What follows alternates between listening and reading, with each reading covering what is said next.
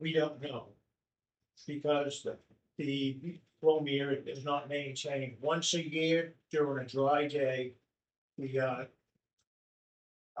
Department of Environmental Services from Concord will come down and we'll do a time volumetric. And it's generally around 3.5 gallons per minute, but during a storm, when no one's around, we often have to close off the leachate coming from Dummer Yard because it will overwhelm the pump station if we don't. Okay. They're permitted for an average of gallons per minute across a 6-month period. That's what the city's agreement is with the Department of Environmental Services, but they are having an awful time. They just replaced the meter last year and it still doesn't operate well. If you had to guess, rough guess, your professional opinion, how many gallons they're treating, what would your best guess be? My best guess with the information I have is that I would say that we're getting the maximum amount that they're permitted to give us at a rolling average of 8 gallons per minute across a 6-month period, which would just above 4 million gallons a year. 4 million gallons a year?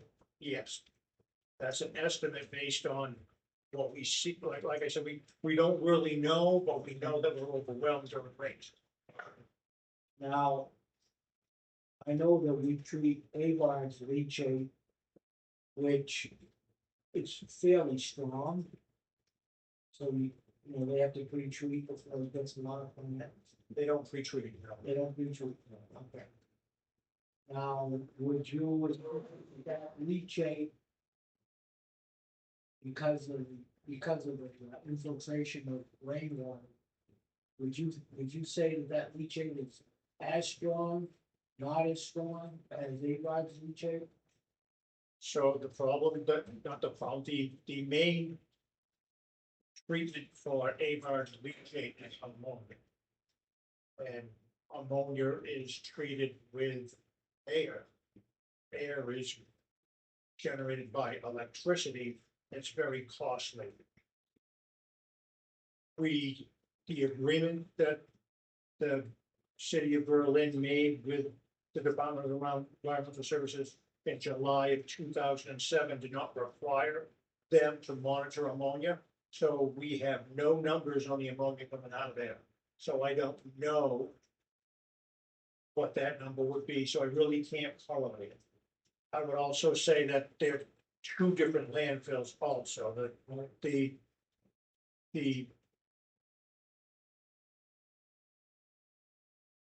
Dummer Yard landfill was a dump before there was any Clean Water Act. I know that you've been told that this area has bark and that area has sludge, but it's not just bark and sludge we're getting in the leachate. Everything that the mill wanted to get rid of went in there. In order for me to try to answer your question, we need a study by a set of engineers with numerous samples from many constituents that were not agreed upon to be sampled. And then an engineering study would have to be done as to can we treat it and what the cost would be. I'm not an engineer, and the agreement that the city has with DES that was signed in 2007 does not require them to do any of that sampling. So I can't answer that question honestly, of what it will cost or what its strength is compared to the other landfill. I'm sorry. No, but you've walked the property, I have walked the property on a number of occasions. The leachate on the property, it's very visible when we walk it. It is. My opinion is hazardous. My opinion. I'll take your opinion. I don't want to enter in any of my opinions. I'm here to give you facts as I know them. I can tell you that the solids coming through that leachate line are huge. And that's a cost in pump replacements. So you're saying there's heavy metals? I'm not saying there's heavy metals, I'm saying that there's just solids, solid. and, coming out of a landfill, they're trying to tell me that it's organic matter, but they haven't done any studies on it. But what I'm telling them is it wears the impellers out of the pumps, it wears the wear plates, and to, have one of those pumps rebuilt at that station, back in 2018, it was just under $4,000. And it's been a while since we rebuilt them, so they're coming due. And that's gonna be a cost to us as that comes through because of all of the soils are coming through. Okay. Now, another question I have is,